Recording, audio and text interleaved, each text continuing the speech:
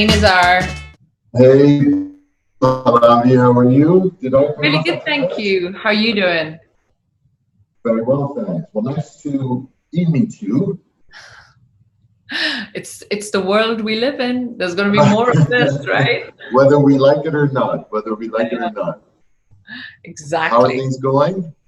Yeah, really good, actually, strangely. I think it's quite cyclical. I'll have like a couple of weeks where I'm just like, oh my God, why am I running this business? And then like last week when everything opened up, we've just seen a flood of RFIs and picked up new projects. So fingers crossed. All right, well, that's great news. What You know about what? you? We're experiencing a little bit of the same thing. I think you guys, on the curve issue of COVID, you might be a couple of steps advanced with respect to opening up. We have this kind of gradual approach, and when there was the plan and it was released by the government, just like you guys, we received this inflow of, okay, at least we have some kind of understanding what's going to be happening next. So all the projects that were kind of on standby came up again. And as inherently it is in this industry, in this part of the world, they want it yesterday, even though they've been sitting on it For for I don't six know how months, many a year. months. And Yeah. so I think it's the same. I think it's the same. Yeah, it's I always find I think that's the funniest thing I think about being a consultant, right? Because you're just like they'll call you up and they'll be like, listen, I need the fee proposal tomorrow. You got to get this done. We've got a 3-month fast track timeline for this project. You put everything together and you do it by tomorrow as they've asked for. Don't hear from them for 6 months. Then you just don't hear from them. Suddenly they wake up after 6 months. Okay, listen, again, fast track construction timeline because we lost these 6 months. Now we need it in 1 month. And you're like, dude, if you would have just got your act together, Yeah, we I wouldn't be. think that's it's amazing. I know we're only 45-minute flight away. Well, now it's a 5-hour trip to get to each other from Doha to Dubai. But I think that issue is I'm not going to say region wide. I don't have very much experience in Kuwait or in Saudi Arabia, but Same. it's very, very frustrating among many other things that are frustrating. And I think it was one of the things that's going to be interesting to discuss about what you guys find is interesting. But this is the first time we meet. Obviously, I Googled you, you Googled me. We kind of understand a little bit. We know who's who and what we've done. But I always say when we present to our clients, we don't make kind of presentations. I always try to tell our team, don't make a presentation, tell a story, because I think those are much more compelling in life. At the end of the day, it's not even for business. So we all have our very interesting stories, and I'm really excited to hear what your story is and what got you to where you're sitting right now. I think for me, that's most enriching part of anything. Yeah, I mean that's a good starting point. I guess we'll dive straight into it, right? You're so right. Storytelling is integral to it's intrinsic to all humans, right? Think back to campfire, you share a story. Think about like I have 2 young children, a bedtime story. It's such a ritual. And Hmm. that's why I think our clients would connect to a story more than like, here's a pretty drawing, here's a pretty rendering. So I'm Right. with spot on that. So what's my story? I'm off the region. I always think of myself like my ethnicity is Indian, but I've never lived in India. Okay. I was born and raised here in the UAE. Okay. So I get the cultural nuances. I think like I'm like half Arab anyways, just in my mind and the way I think. like, Right. Right. I even think in Arabic sometimes because I can read and write. And my family is British, like my husband, my kids, they're all English. So I've always Okay. had this cultural tension, like, where am I actually from? But I think Right. like most of us, I'm just a global citizen. Right. And so my story Mhm. is I grew up here in the region. I did my first degree in architecture at the American University of Sharjah. And, I always had this kind of Uh-huh. imposter syndrome. I was like, not good enough. My friends went to Howard and they went to Yale, and I just went to kind of, American University down the road. So there was always this kind of like, I have to work for the best firm. So I started with NOR, then I worked with RMJM. I needed to get that multinational experience. And then I was like, no, I got to go back. I got to go back and study some more, just to kind of prove myself. So I went back to Central St. Mm. Martin's. I did like a course on set design because I was interested in different scales, like architecture is massive and then set design is very small.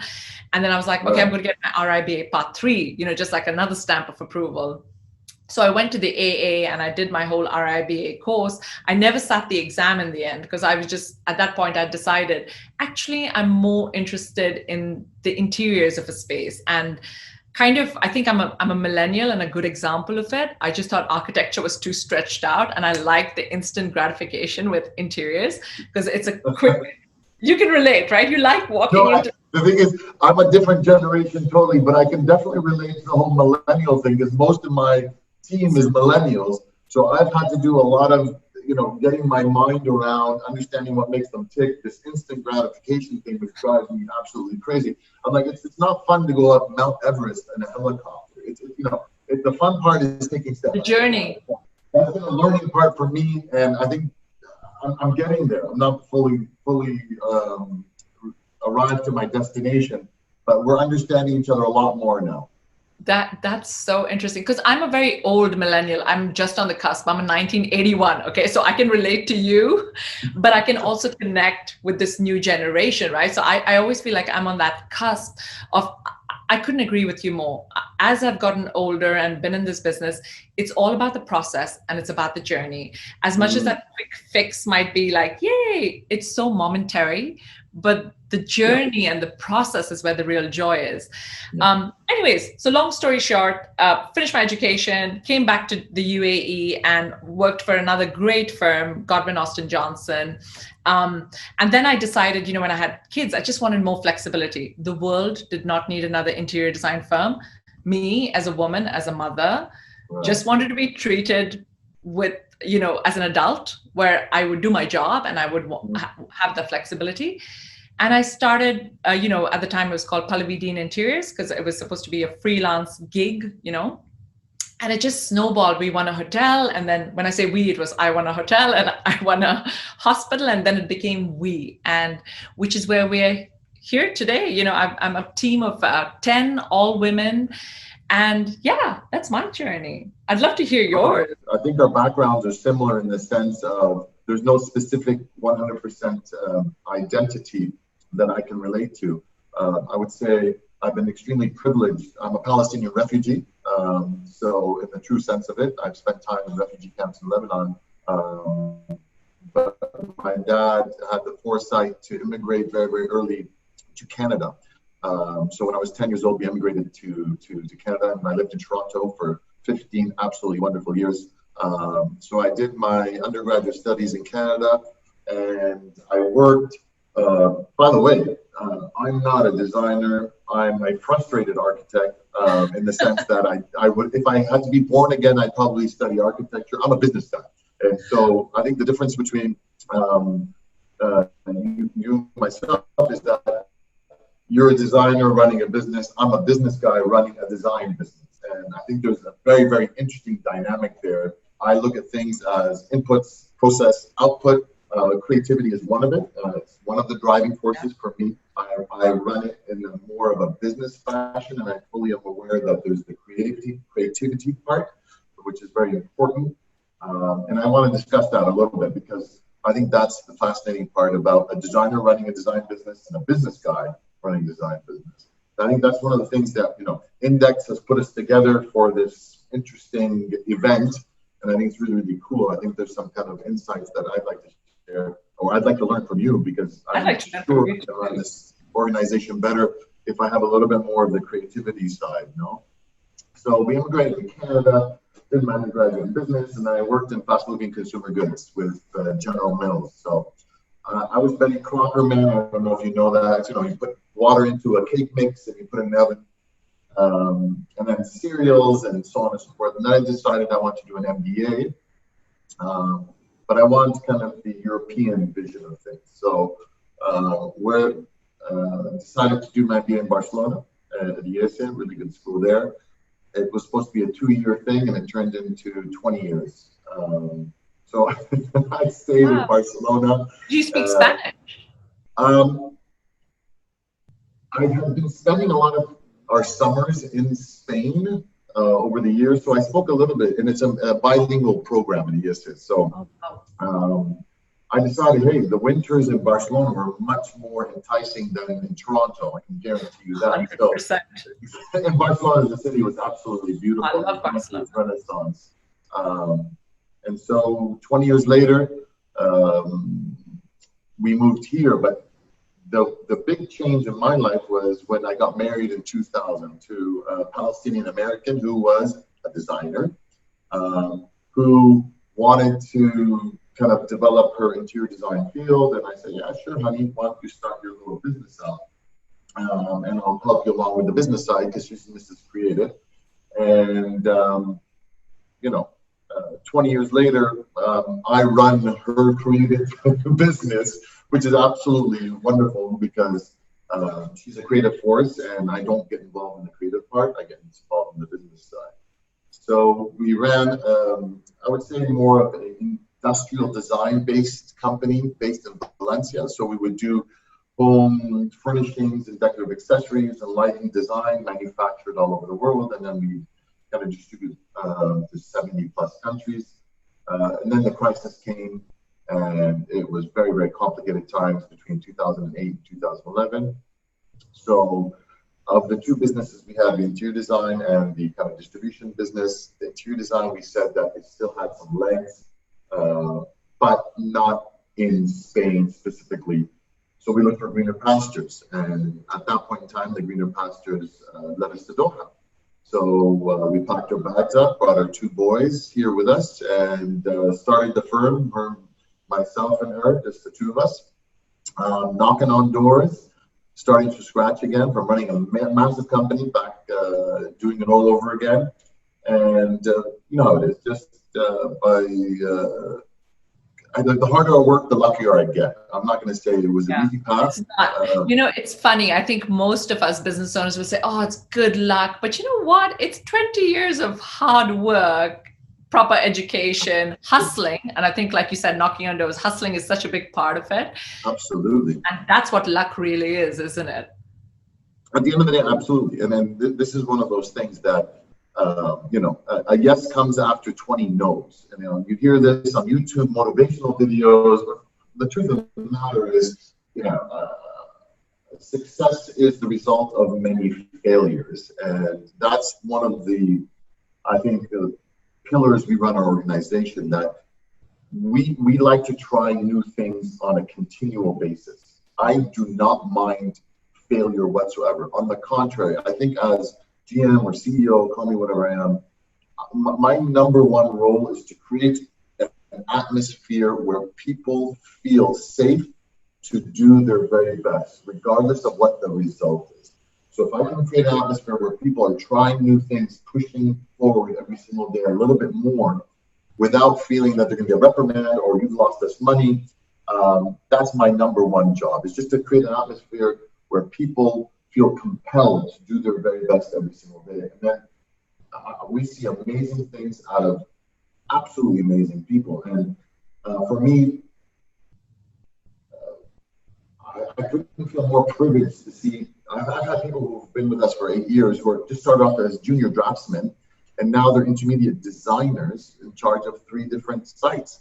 And I say, for me, that's the enriching part. And I know that it's not just the professional part. Obviously, that a lot of our employees help their families out. So I know the knock-on effect of seeing someone progress and giving them the opportunity to say, hey, you started off as a junior draftsman, but you've showed me every single day that you want more and you're trying more and you're open to developing new ideas and pushing yourself.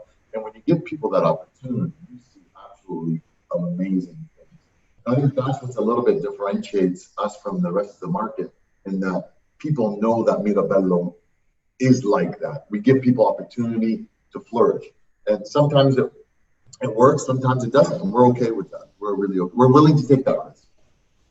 I think, you're so spot on. It's so funny, ever since I started the firm, because I told you flexibility is such a key thing for me. Like, I'm a lark. I wake up at 4 a.m. and, I'm raring to go, but by 3 p.m. I'm done. because I've been up for like ages. And I Right. always say that to everybody in our team. We're all different. I have owls in my team who cannot start functioning till 12. Please don't come to the office at 9 a.m. Right. You're useless without your 4 cups of coffee until noon. Start work at noon. Start work at noon, work and choose your hours. All I care about is that I treat you with respect and as an adult. And I think once you do that, people just give you their best. Because if you cage creativity, and it's interesting, you're coming from a business side, but if you cage creativity, I think it won't flourish. So if you treat people with respect, and like you said, create an environment which allows you to make mistakes. Because at the end of the day, I have maybe 20 years of experience, but I still make mistakes. And I always say to my team, I'm the first one to put my hand up. Even in a meeting, I will never, if we're in an MEP meeting and someone's talking about, I don't know, what was it the other day? Someone was talking about how attenuators work. And I put my hand up and I said, hey guys, sorry, can you talk me through this? I don't know how that quite works. And they all looked at me and I was like, yeah, I am not, I'm not too proud or egotistical to ask or to put my hand up again if I make a mistake. And I think if you lead by example, if you're setting that example, your team knows, oh, she's not just talking that talk, but she's also walking it, and she truly means that you can ask questions, you can make mistakes, and we're genuinely flexible. And I think that's why we were one of the firms. I think we went into work from home first week of March, way before the government made it mandatory. Because again, we're like a work family. I wanted to make sure there were people who had asthma in our team, other autoimmune diseases. And I said, I don't want to be the person infecting you, so let's work remotely. But we were already set up to do that, and in a way, I just feel like when you give your colleagues that trust and empower them, you just get such good results. Absolutely. And I want to touch upon something you mentioned earlier, because there's more parallels between us. When I started the firm, my husband, who's an economist, said to me, I'll be your MD, and, we can do this together. But then I found he just wanted to be MD on the business card, but didn't want to do the hustling on the side. Oh. And, he's got a day job. He's a broadcaster and a journalist. I couldn't expect him to do that either. But it was really interesting. I had to kind of train the right and the left side of my brain. So I went to courses, business courses, remotely, Stanford. I did my master's from Savannah College of Art and Design. And I really feel to be this holistic business owner, you need both. And it's great that your wife has you and you're a contributing member to the business. But I really think that you have to balance both. And you were talking about putting processes in place. That's a big thing I've learned. Because for me, I was like, I'm just going to spend unlimited amount of time. I'm going to keep working on this project till I get it right. But there's a commercial reality to that. And I think Absolutely. You have to be mindful of that, because you have salaries to pay at the end of the day. You've got the bills, you've got your rent and your software costs. And I think over the years, I've become better at balancing that. But, my clients will still say, if you want a discount or a good price, just call Pallavi. Don't talk to, we've got a proper managing director now. They're like, don't talk to her. I'll still be like, yeah, sure, let's do it, because again, very much of that Arab kind of mentality, it'll even out one day. It's all good. Well, it's funny to say there's two things. There's one about empowering your employees. I've worked in Europe, obviously, and I've worked in the United States and Canada. And one of the things when we came over here with this kind of, I'm going to say Western mentality or Western method of running the business. Progressive mentality. Progressive or open, flexible. I'm not sure. Yeah, let's say called progressive. Is a lot of we're about 82 people right now. We used to be 150 pre-COVID. Pre-recession. We were about 150 about a year and a half ago, and we've had to slow down like everybody else has, and we've had to make people redundant and kind of been a lot more efficient and effective. But I'm not proud of the fact, but reality is reality. At the end of the day, I don't run this business as an NGO. I run it to make a profit. I have a family, I have expenses, I got kids going to university. So I just got to make sure all those I's are dotted and the T's are crossed from profitability standpoint. But when we hire people who have been working in the Middle East or in Qatar, and they're either of Asian or backgrounds. A lot of our designers are European, but a lot of our juniors, a lot of our drafting team are Asians, and so on and so forth. They don't believe that what we're saying is true because they've been treated so differently at other jobs they've been working on. So they come in here and it's like, no, this guy is pulling a fast one. I don't know what he's going to do. He's gonna change my contract and he's going to make me work overtime. I don't believe him. And for me, it's almost heartbreaking when we get people here and they don't believe what's going on. It's like, what do you mean? I can go talk to the boss and I'm 14 levels, and we have 2 levels in this organization. Yeah. And people don't, my door's open. You can come in, you can talk to me. And for me, it's kind of heartbreaking that this still happens. And it takes a lot of work from our side to kind of let people know that, hey, you're okay. It's okay to make mistakes. And please don't put the mistake. I always say, when you have a problem, don't put it under the table. Just put it on top of the table and we can all solve it together. Because when you put it under the table, it just gets bigger and then it's going to really make a problem for us. So I feel horrible that it still happens. And I'm not saying it's not getting better. I think it's getting better. But we find the biggest obstacle in getting people to the Mirabello mindset or our company's mindset is breaking what they have been trained or learned over their 5 or 10 years working in the Middle East, which is for me a shame. And I hate to say it, but that's the reality of it. You are so spot on. I think like for the first 6 months, we just have to nurture this person and just tell them, listen, I got your back. We're a family. And it's so interesting. It's so interesting. We've only had like 2 people ever resign from our company in the 7 years of operation. One moved away and she started Roar London for us. So, she's still part of the firm. And the other person moved away because she got an opportunity at a big multinational. And, she said to me, don't want to leave, but I really want this on my CV. And I said, God, go for it. And then I started thinking, wow, we're becoming like this. What should I say? Like a breeding ground, like for talent. And if the big guys are coming after our team, that's like, I'm like, pat on the back. That's awesome. Yeah. But I hope that legacy continues in these big firms and they don't go back into that corporate, visors on mindset. And I think it's really cool that, you as the owner of the business, and going back to the redundancies, right?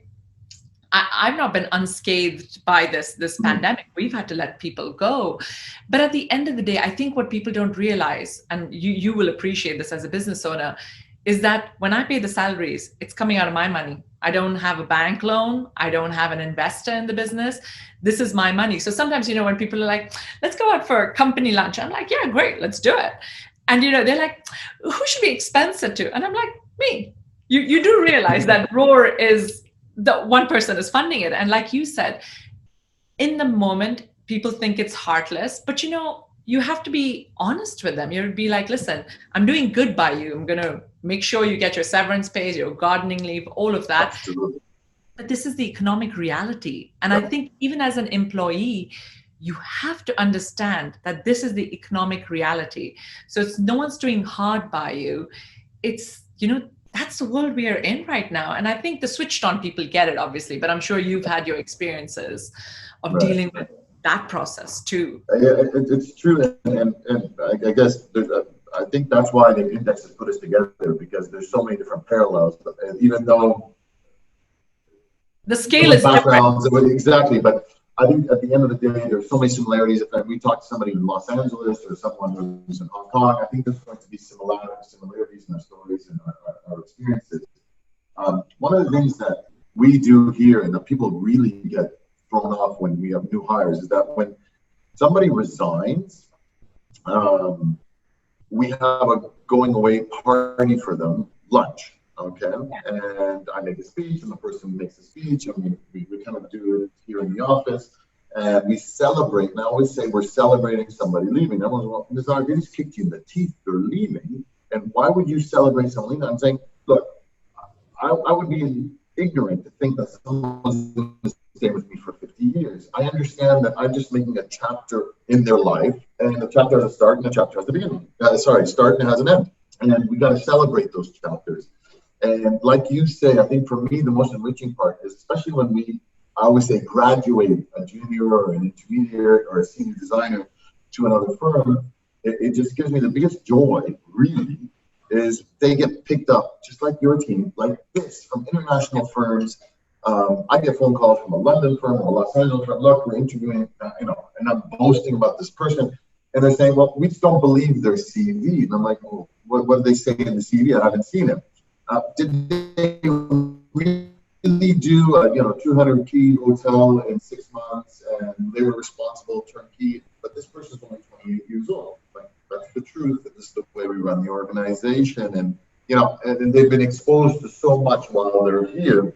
And for me, that's one of the biggest professional motivations of seeing people grow and move on and kind of develop themselves. And I think when you really are truly a believer in that, people sense that. They don't think it's a raw speech on Monday mornings or Sunday mornings at the beginning of the week, just to get more out of them. But when they really truly feel that your motivations come from a good place and you want the best for them, I think that just gives so many people that motivation. Now, sometimes it doesn't work.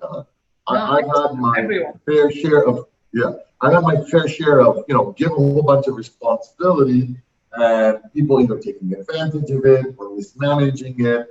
And I'm very, very slow to hire, but very, very quick to fire, in the sense that I let people make mistakes, but if the motivation was pure and the result was a mistake, fine.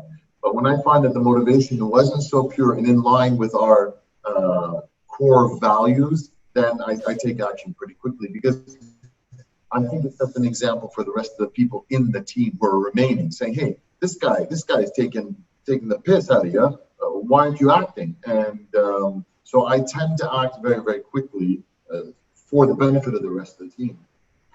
That is so good, Nizar, because I'm the opposite. Actually, I have been guilty of this. I cannot fire people. It's like one of my biggest flaws. And I would say, and when we got our new managing director on board, she was like, you're destroying the morale of the rest of the team. You need to act on this. But we have core values for the company. But one of my personal values is empathy, right? Mm. And I will always see the best in a person. I'll be like, okay, I know this person did this, but maybe I could work on it. And I have employed psychologists, business coaches. I will try everything first. I'll be like, let me make sure that I can make you a better manager. Mm-hmm. And truly, then if it gets to a point where I can't fix it, then I'll be like, you know what, bye. But there's this kind of cliche, they'll always say that, the most creative designers, they come with a bit of baggage, they have a little bit of ego, and they're allowed to throw tantrums. And I just disagree. I just think that you can be creative, but you can also treat people with respect and not be a diva about it. And this has been the big mind shift for me over the last kind of 3 or 4 years.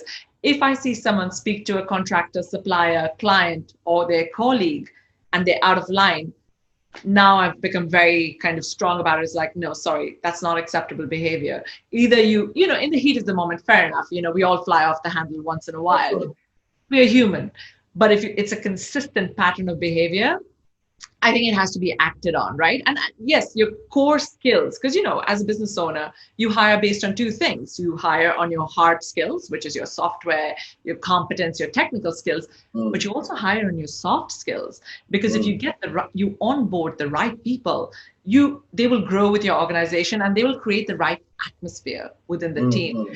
So I think for us as a company, and even though we're very small, we're only 10 people right now, we were 13 before the pandemic, we have invested a lot of time on mindfulness, on psychologists, on business coaches.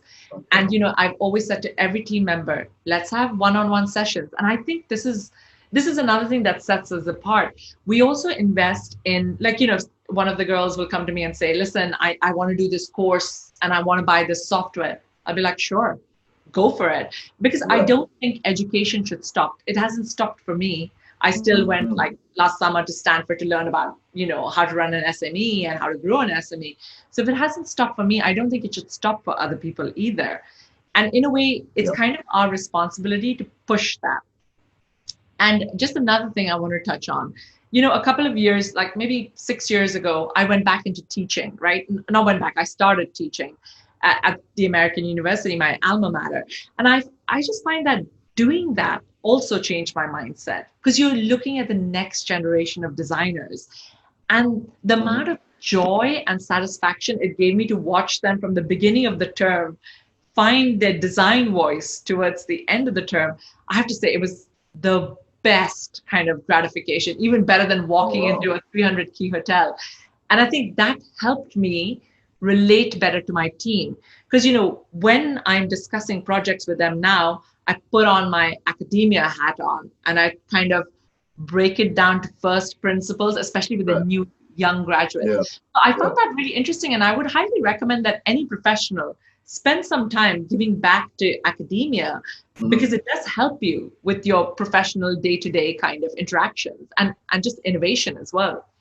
I couldn't agree with you more. I think continual learning and that, at the end of the day, I call it curiosity. If you continue having that curiosity and you want to learn about and push yourself in a positive way, in the sense of um, adding more tools to your toolbox at the end of the day, and it is critical. And when you give the opportunity for your team to do the same, it's fantastic. Uh, I haven't gone back, but it's funny. Our similarities continue to converge.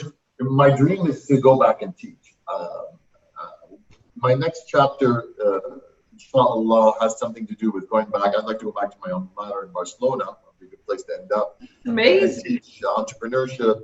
Um, I'm still a little bit of ways away, but my dream is to kind of, you know, transfer knowledge at the end of the day and share experiences. And I think there's nothing more enriching than that. And I think a lot of our team members say, boss, you're going to teach in your next life, not just yet. So slow down giving us the professor course on this. I'm like, well, come on, this is just let me train. So they understand it. And I share. And it's one of those things. I always share my dreams with my team, saying, this is where I see myself. Yeah. And I tell them, this is where I want to go. Where do you guys want to go? Where do you see yourself? And a lot of people who are employed by me say, I can't wait. For example, one of our logistics guys who's been with me for 5 years, who's been controlling all the hundreds of containers that come in at the same time for the fit out of a hotel or something. It's absolutely fantastic. Saying, look, I love this, and thanks for the opportunity. But my real dream is to go back to Sri Lanka, and I want to start up my own business, and maybe it's an interior design company because I learned so much here. And I love that transparency. He's not hiding it from me. He's saying, I want to learn even more. Can you teach me about this? And for me, it's like, oh, this is amazing. You have this kind of openness, and people sharing where they want to be. And I And think we that's all really need that. And we all need that goalpost. So it's great that you're encouraging them. It's funny because you said your kids are off to university. I always threaten my kids. I'm just like, great, just let me know where you're applying. And they're tiny. My kids are only 10 and 7. I was like, I'll teach at that university. And they're already giving me the looks. They're just like, no, no, the idea is to get away from you. absolutely. The idea is as far as possible. Yeah, we got one. I think he's got a year. Yeah, he's got a year left, and yeah, that's a very interesting journey in itself. And saying pushing them off and giving Yeah, them their space. That's another story. And my wife's not taking it very well. But anyway, I can she's been imagine. worried I'm about not. that a long time. Yeah. And one of the things I can admit to being absolutely horrible at. Okay, I think I'm good at understanding when someone's an added value member of the team and nurturing them and giving them um, um, all the right atmosphere to succeed within the organization, and if not, getting rid of them very, very quickly. Yes. What I'm horrible at, because my batting average is still 50-50, is hiring. I'm telling you, I've done courses and I've done headhunters and You name it. And I've done the quick hire. I've done the really slow hire. I've done the bring them in, spend a month with you in the organization before you make the final offer. I've done everything possible, and I'm still bad at it. At I think hiring, at onboarding. at hiring. Okay, after this call, I'm going to email you this excellent book that gives you, I'm trying to see if it's here somewhere, but I'll email it to you. It gives you, it's like, I thought I was the same, by the way. You know, I was just like, I'm terrible, but I think I'm actually so good at it right now. Like, Oh, I'm in really? the sweet spot. Like, literally, everyone I've hired is a talent house, has gone on to do amazing things, even if they have been let go or, you know, have resigned. But this book talks about how the onboarding process should be what you should be spending time on, because it takes 6 months for someone to get integrated in your organization. So imagine the cost of hiring and losing someone. I'll send you this Absolutely. book because there's forms, there's like that personality assessment, and I'm sure you've done like the Gallups and the DISC and all of that kind of stuff.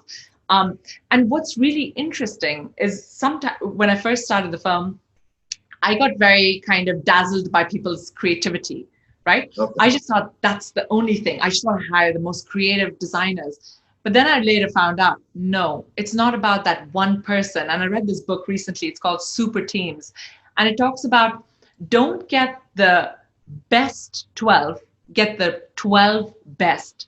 So you have to find people with complementary skills and personalities so they can nurture and support each other. So before, what I was going for was this all-star team. That doesn't work.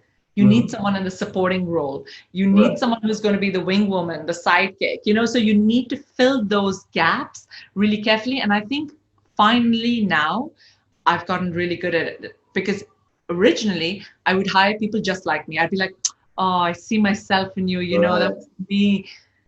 Big mistake. You don't want more Pallavis in the team, because if everybody was Pallavi, we'd be going in every single direction possible, you Right. know?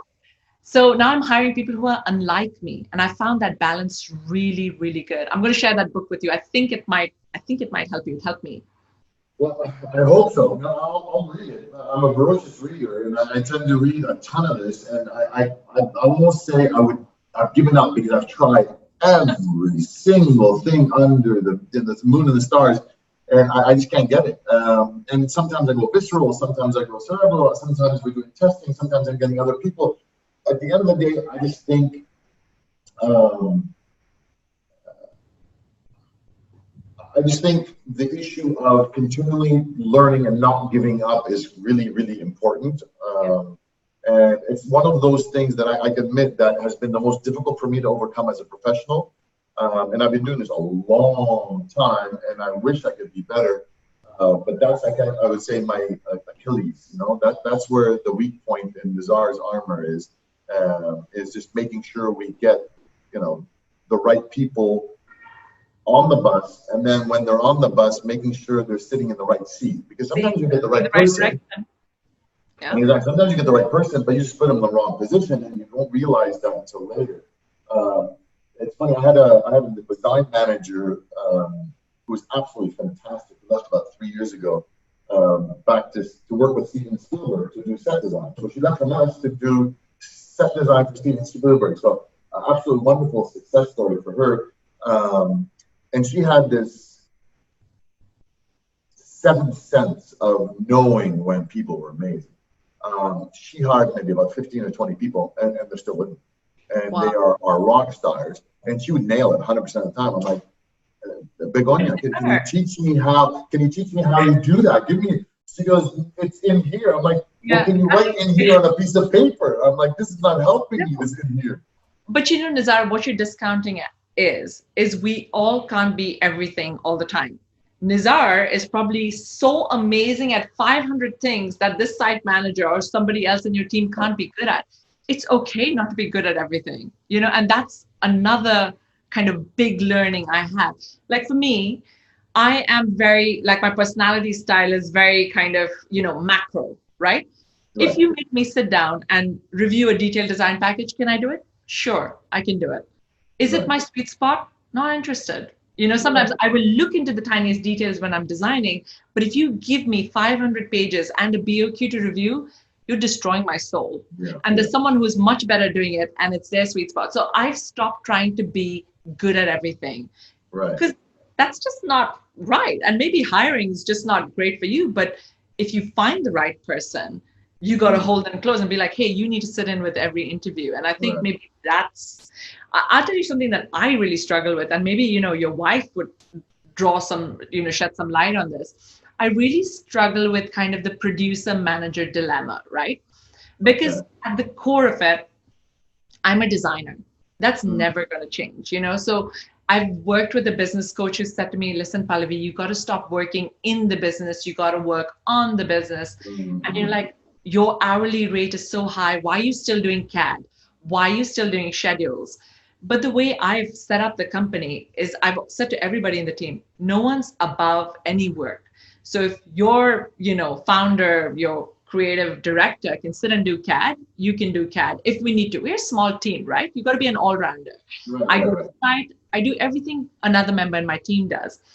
And this is what I struggle with. Because, sometimes I spend, 8 hours of the day managing, but then I feel guilty that I haven't actually designed and contributed to the work.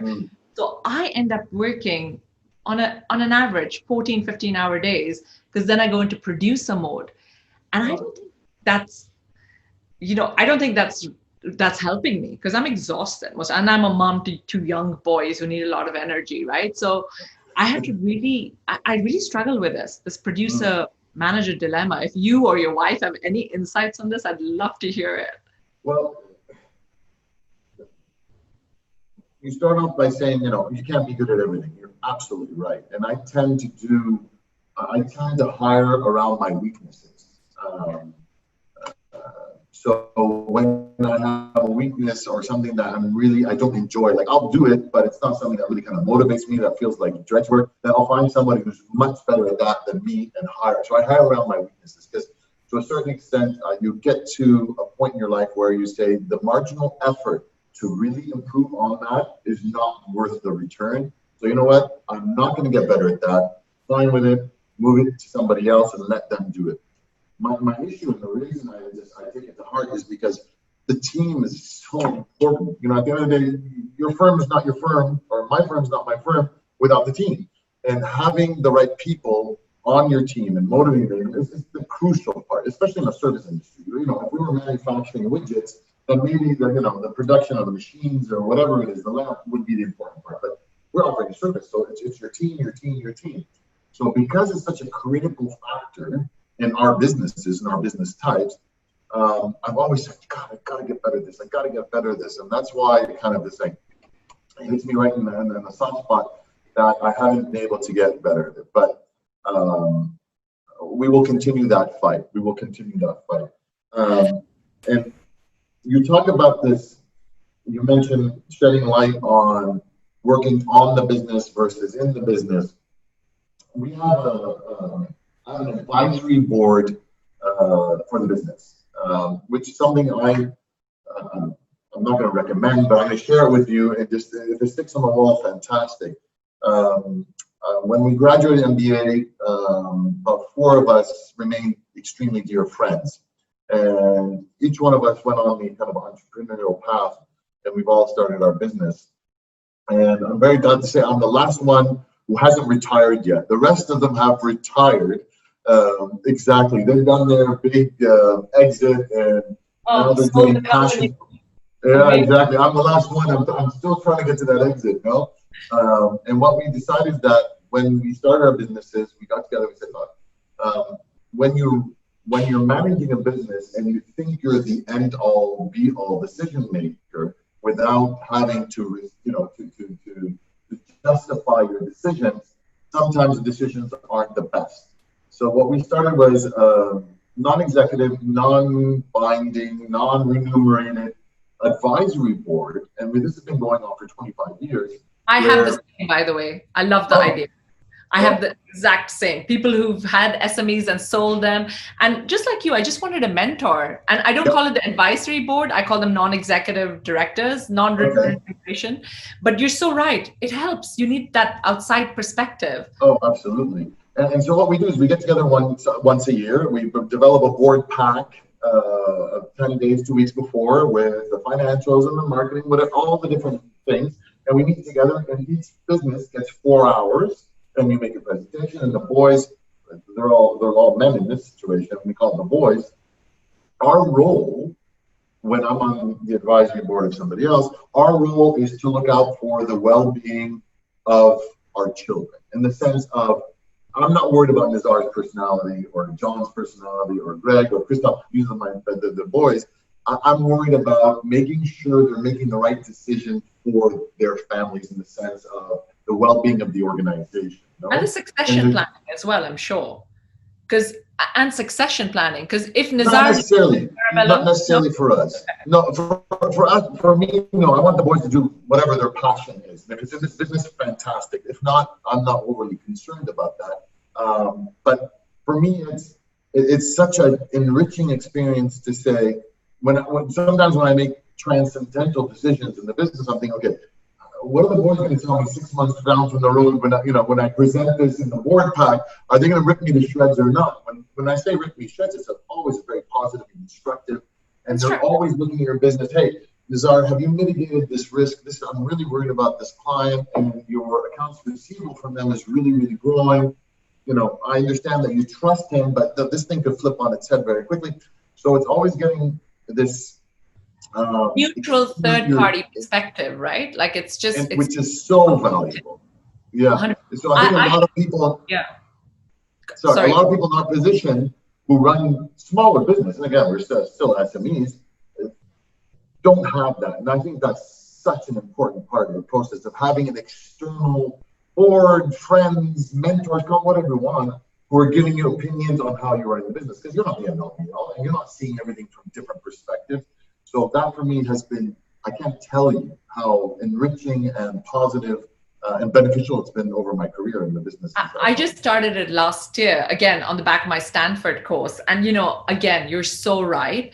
The other thing that, I kind of took away from like my short course was the fact that I was not investing enough in research and development, right? It was very much reactive. Great, got a hotel project, let's do it. Workplace, amazing.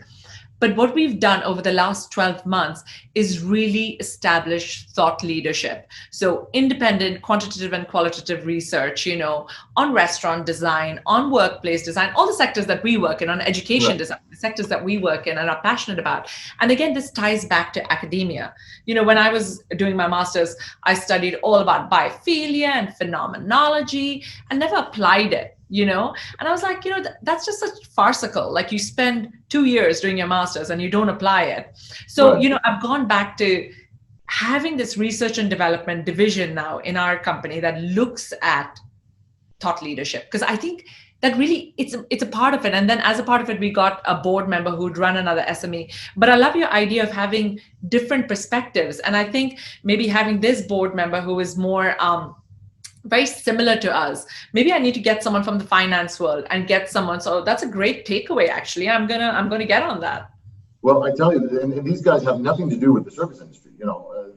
In the most remote, interesting businesses, which are totally unrelated, and I think that's really, really beneficial. At the end of the day. And the reason I brought this up was because you talked about this role of in and on, and they have been pushing and prodding to say, Nizar, do not be the captain of the team. Be the coach. Yeah. You're still part of the team and they need you, but don't be the guy who's the defender or the center forward. Get off the pitch and coach. And they always harp on this. And they're saying, at the end of the day, from a business owner standpoint, your success is measured on how well your business runs without you. 100%. My business will not run without me, sadly. And I couldn't agree with you more that you got to be the coach, which I am. But I'm so eager to be the striker, center forward too, Like I just want to do everything. I think, like, honestly, I'm like one of those persons who literally wants to do everything. And because I'm so curious and passionate. So, like last year, I launched a light with Artemide at Milan Design Week. I adored every minute of it because that's been my dream to be a product designer, and then I've teamed up with a psychologist to now create a mentorship program. I have a problem saying no, but not because I want to fill my plate, because I'm genuinely enthusiastic and excited about everything related to design, whether it's Yeah. the leadership and the psychology angle of it, whether it's building the team, whether it's designing products. But I think what I'm taking away from this is like, I almost spread myself too thin. So I have to kind of almost I'm at that point anyways now where I have to decide, do you want to be a designer or do you want to be an entrepreneur? Because I Right. can't do both. Okay. Yeah. And it's funny that because we are different generations, I'm really motivated to disengage as much as I can.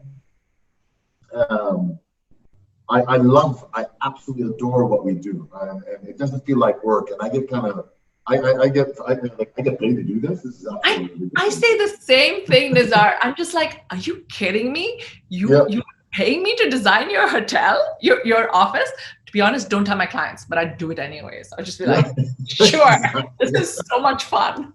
So I'm with exactly, and I think that's why, knock on wood, we've been successful in our careers because we don't think of it as a job. We just think of it, hey, this is a lot of fun, and I'm getting paid to do this on top of that. Absolutely wonderful. Now, what I'm doing is in my mind's eye is, do I want to be doing this full time? And my objective, and my recent objective is, yeah, I want to be engaged in business because it keeps me on top of my game. It keeps me shop. relevant. It keeps me current. It keeps me sharp, like you're saying. Keeping up with these 25-year-olds and 30-year-olds and their ideas. I got to be in my A game because I'm leader, and everyone's going to be following the guide. I got to know a little bit what I'm talking about. You can't fake it till you make it anymore. I can tell you with these guys. So, but my objective, and this is a really interesting transition because I'm in the middle of it right now, is I do not want to be operationally involved. I want to be moving away from, can the organization, and this is something the advisory board has been pushing, can the organization last without me? Can it last without me on an ongoing? I go on holidays in the summer, I'll be honest. We go to Spain and I'll spend my, 6 weeks. But what I do is I go for 3 weeks and then I come back for a couple of weeks saying, I'm still here, don't worry. But, and then I'll go for another 3 weeks and come back. But sooner or later, I want to go for 2 months. And how does the organization last without me? Or 3 months? And putting the processes and the policies in place that people feel comfortable without your presence is very important. Now, where I'm finding it very complicated is not from my team. It's not from the team. It's from the clients. Yep. And I'm sure you find the same thing. I want to speak to Nizar. Well, Nizar doesn't have to decide on the variation on the BOQ or the specification of the fabric.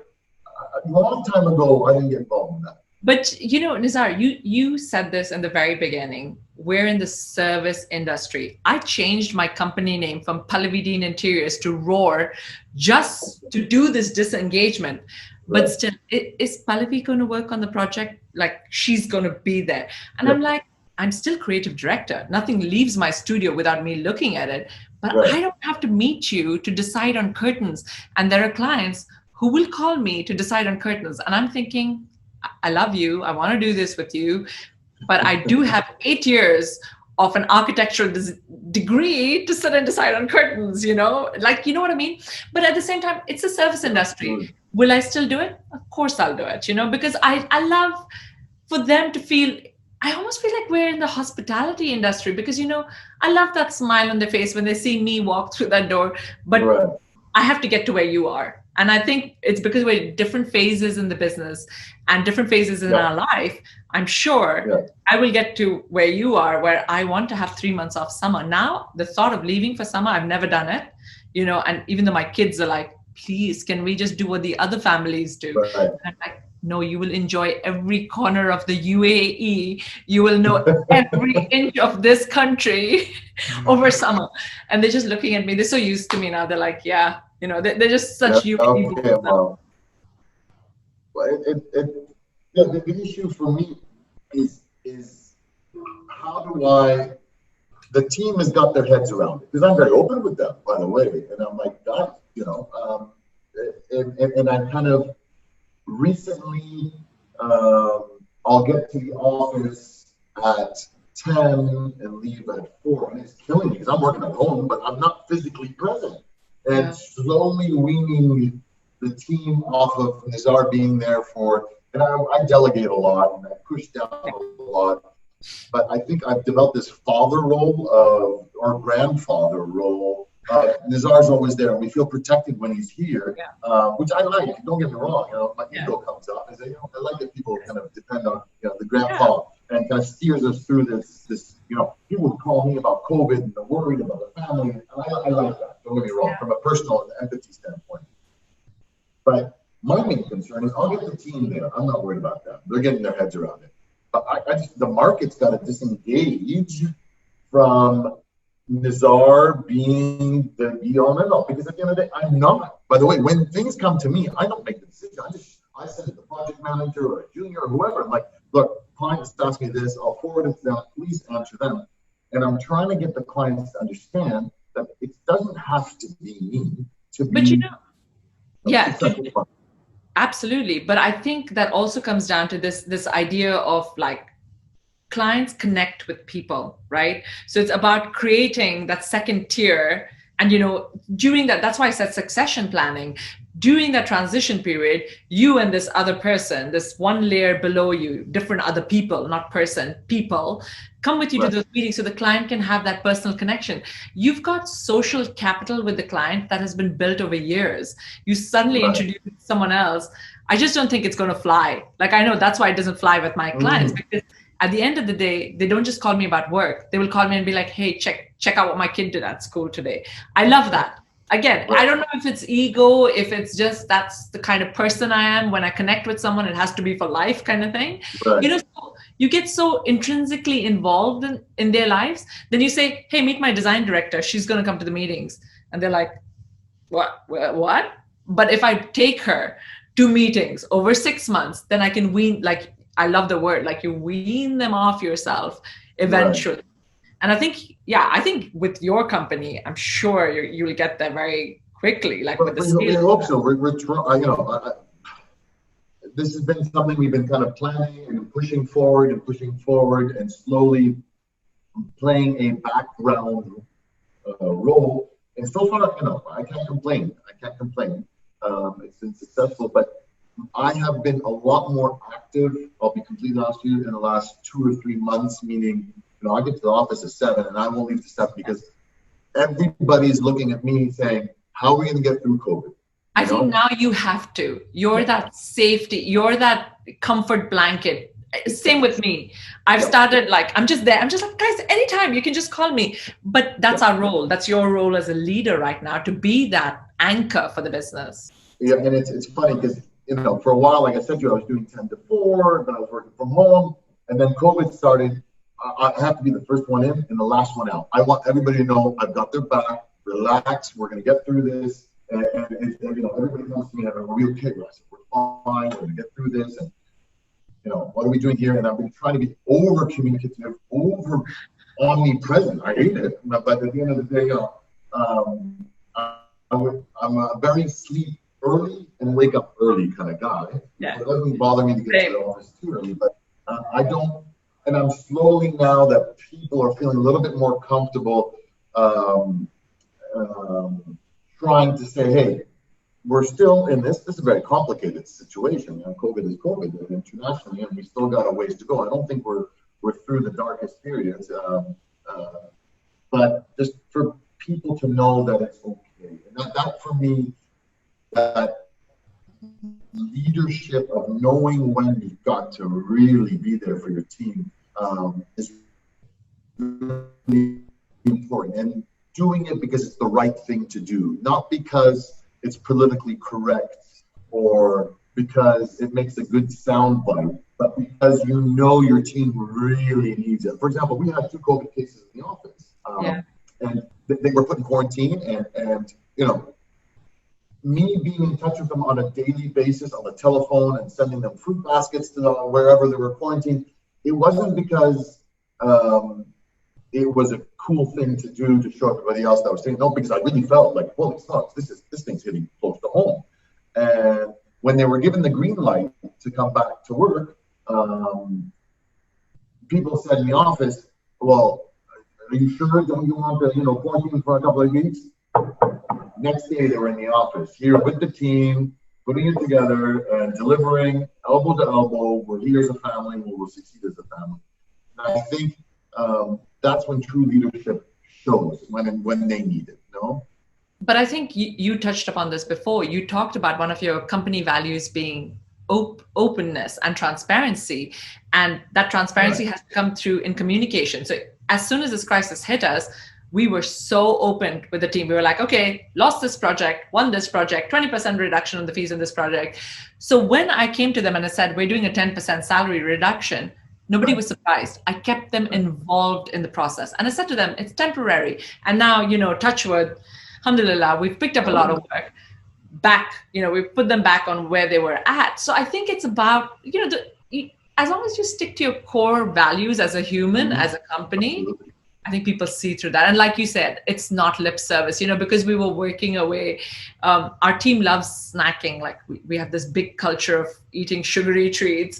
So we send them cake, to their houses. We were like, listen, we might not be, together, but we're still a team. We're still going to celebrate birthdays. We're going to celebrate end of deadlines, just like we did before.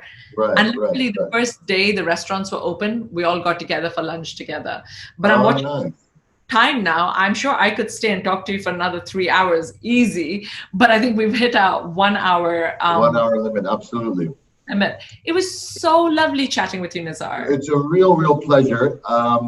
Hopefully we can meet at either Index Dubai or Index Doha sometime soon. In person. I'm sure this discussion go on for hours and hours and hours. It's been absolutely wonderful. We can't wait to get that book. I'm gonna hit you up on some advice for how to hire people and keep them on. We'll send you all my books. Thank you. But yeah, thank you. I mean, it's so great that Index has created this conversation, which is just, it's kind of like the hard talk, but it's easy talk. It's nice to have these parallels. And I hope to see you in either Index Doha or Index Dubai. We have some projects in Doha. I'm also hoping that it can go back to being a 30-hour. Yeah, we hope so too. We hope so too. Sorry, not 30-hour, 30-minute flight. 30-minute flight, absolutely. Amazing. So real pleasure meeting you. Wish you the best of luck. Have a nice summer in July. We're this year, no more 3 week or 3 week. We're full time here. We'll make the best out of it. Look, I'm a pro. I'm a veteran at doing this full time. I might call you for some advice how to keep the family sane. You know what? I also know every corner of Doha really well. So if you need any tips, well, I'll make sure to hit you up. Yeah. All right. Lovely talking to you.